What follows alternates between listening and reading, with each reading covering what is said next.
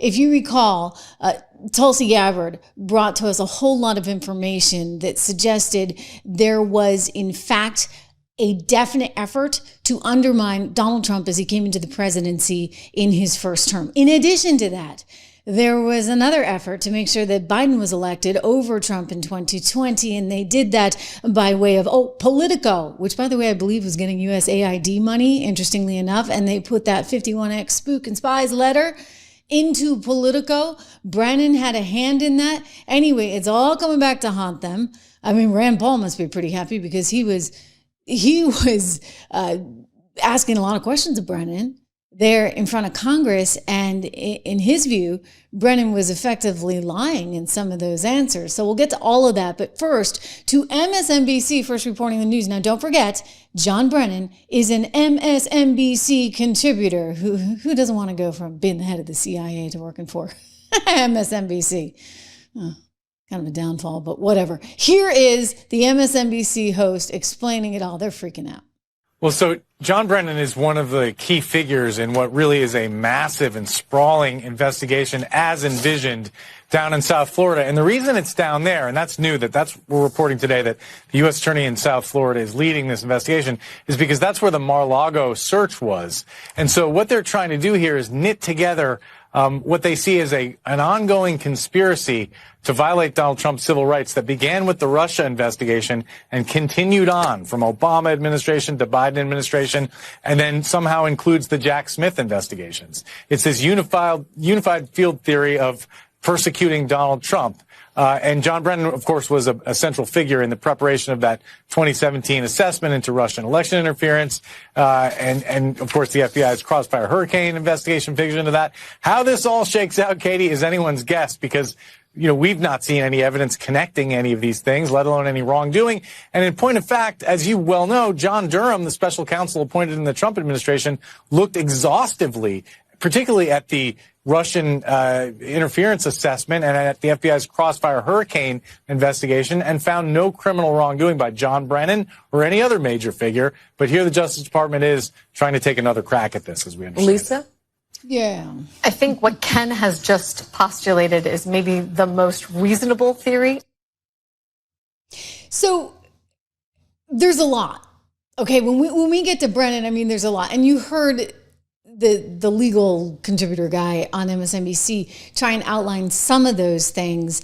But we're talking about basically what Tulsi has alleged, which is a definite effort, in her view, by the Obama administration to basically make it extraordinarily difficult for Donald Trump to get off and running when he came into office back in 2017. So after winning 2016 against Hillary Clinton, they, were trying to come up with some way to make it rocky for him so he wouldn't be off to a great start. And then there's the 2020 thing with the Hunter Biden laptop. And then there's the Mar-a-Lago thing. In other words, it goes on and on and on. And he seems to be a central figure in all of this. I want to go to Tulsi Gabbard, who just a short time ago, going back a couple of weeks or maybe even a couple months here, when she was coming out with all of this information, and it was pretty prevalent. We were covering it here daily on the show because it was massive what she was exposing. And we've got all these classified files that are now declassified, and nobody else was covering it. Like literally nobody else was covering it. And you didn't see it represented in the mainstream media at all, something that Tulsi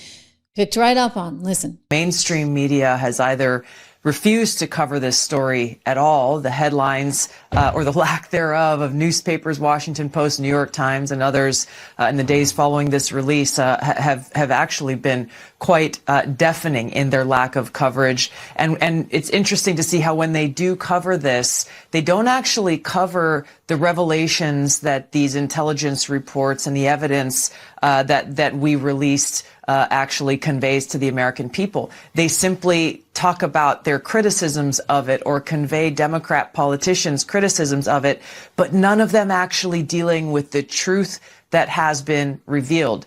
And to me, there's two reasons for that. Number one is they don't want the American people to know the truth, but also they recognize the mainstream media's complicity in this, right, that they were fed early lines from this manufactured false intelligence assessment that President Obama ordered, that John Brennan and James Clapper created without any vetting, without any actual journalistic integrity of looking at what they were being fed. They received it and they printed it almost immediately. And then they went on to double down and triple down on this over the next several years. Mm-hmm.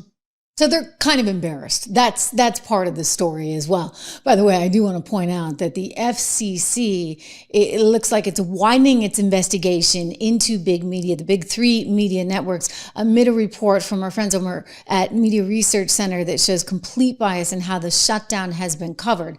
But that's the shutdown. I mean, let's go back to what Tulsi was saying in terms of the bias of all of this. For example, they're saying that anything that anybody says about Brennan, et cetera, as you heard MSNBC so well articulate his position. That guy, I believe he's supposed to be like a reporter. Okay, like the reporter is saying, this is all bogus. And it goes back to what Tulsi's saying. Every time they report on it, they make sure to tell you all the reasons why it doesn't make any sense at all.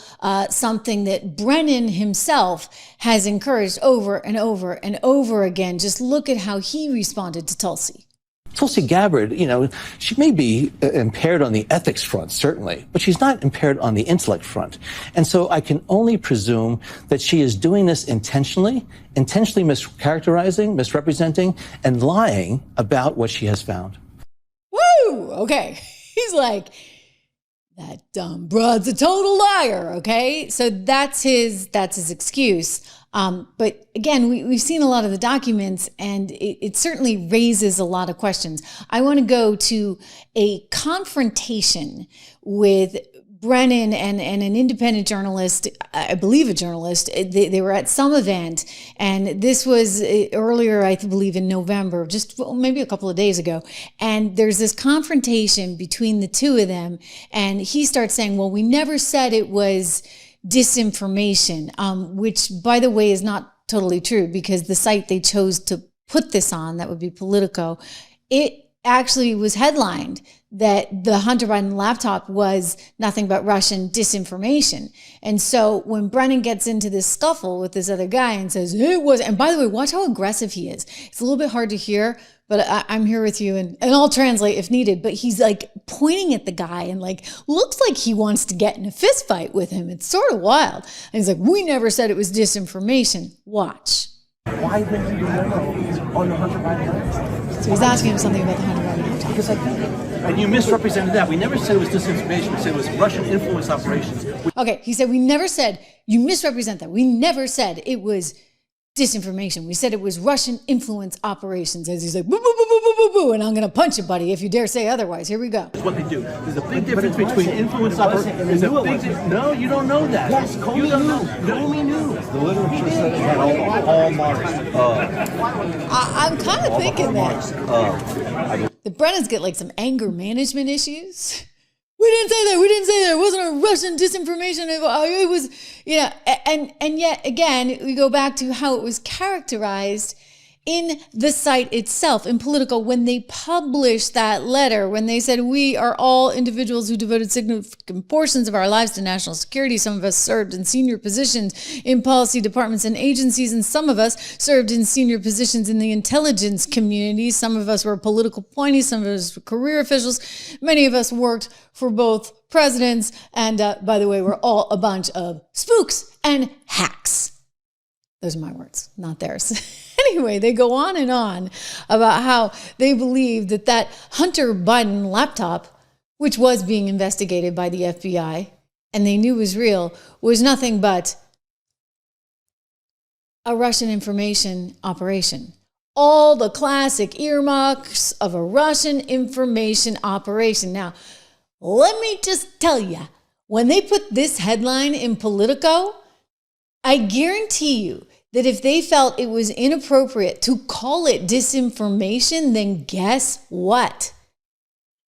Politico, who seems to have been spoon-fed this letter, I'm looking at it, okay? The 51X spooks and hacks, who go on to have little careers. I could say something else, but I won't. Little careers at MSNBC. I mean, you're former head of the CIA. Did you see him the other day? Somebody confronted him on a Washington train platform, and he was like all alone. It was so dystopian looking, really. I'm like, you're all alone. You're the former head of the CIA, for goodness sakes. You're all alone. So they must not pay much there at MSNBC. He can't afford the SUV, not like Jasmine Crockett. I mean, she's got her SUV, don't forget. Even if she has to have a staffer rent one and drive her around in it, she's got her SUV. Brennan, on the other hand, is taking the subway in D.C. Good thing Donald Trump's cleaning the place up, right? Otherwise, we wouldn't be able to do that, Brennan.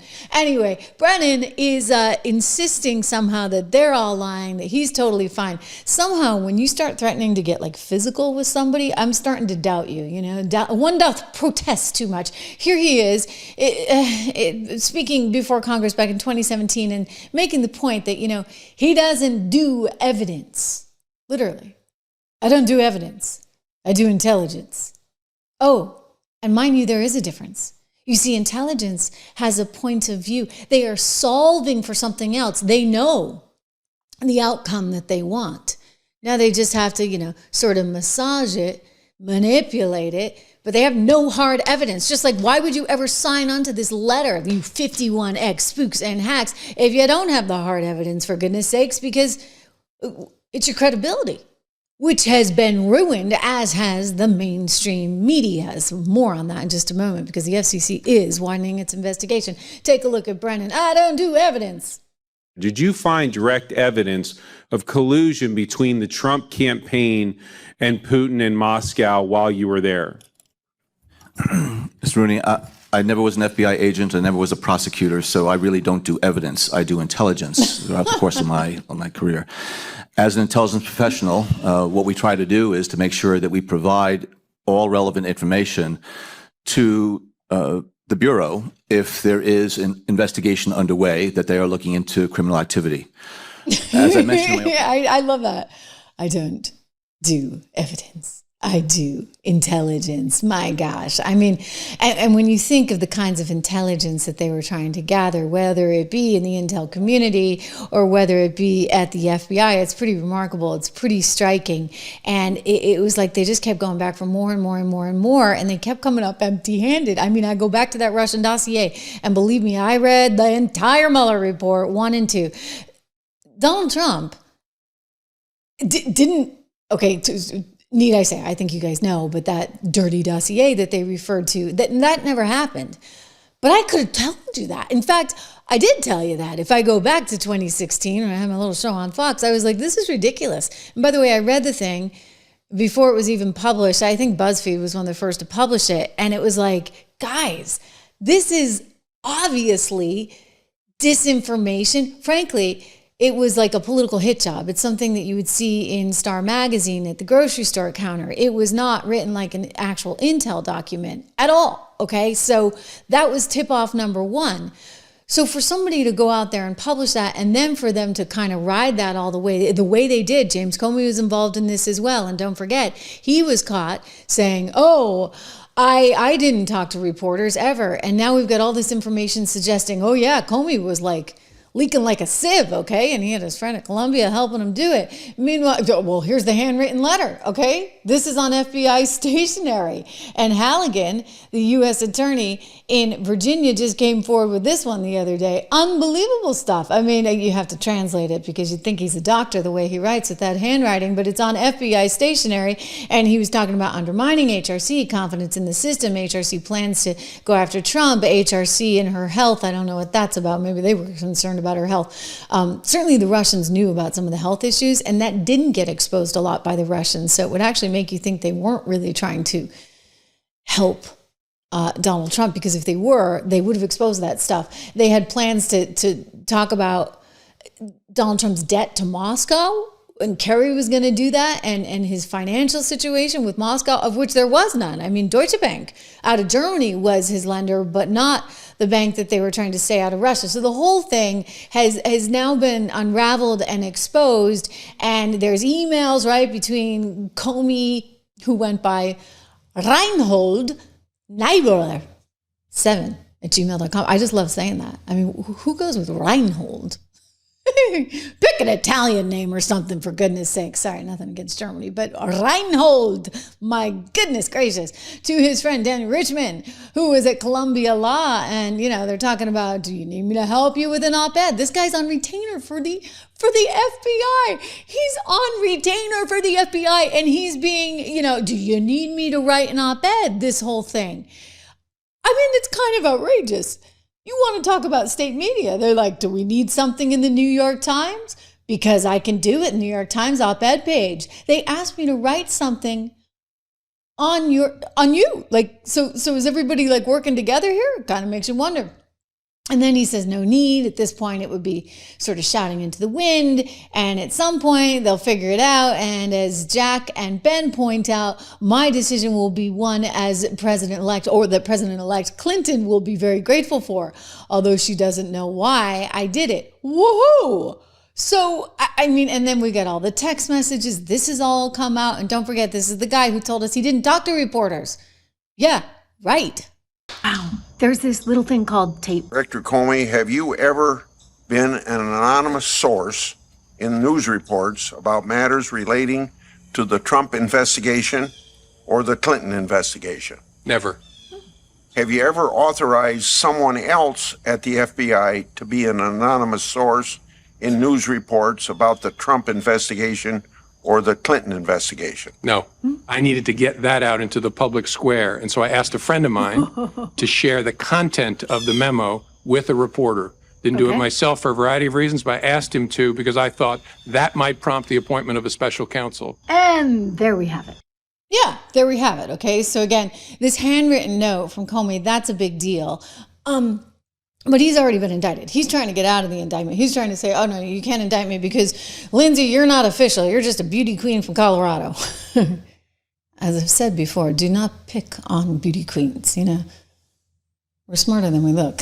Anyway, I think she was a Miss Colorado or Miss Colorado runner-up, something like that. Anyway, she is still going after him, and she has the authority by way of the president, even though she hasn't been confirmed by the Senate, because she is there on a temporary basis. And so I'm not sure that his argument's going to hold. You've got Letitia, who has a similar argument, trying to say that Lindsay Halligan is not able to go after her because of these things. I think Pam Bondi is going to be stepping in and making it very clear that, yes, they're going to continue going after them. But so you've got Comey indicted, and now Brennan is kind of freaking out because Brennan is most likely the next in line. I mean, we have talked about none other than the Schiff show, right? Adam Schiff possibly being next. That's on the mortgage fraud allegation, but this one's just bigger, okay? Like, this is much, much bigger. And I think, like, if we go in the line of, like, fish to fry,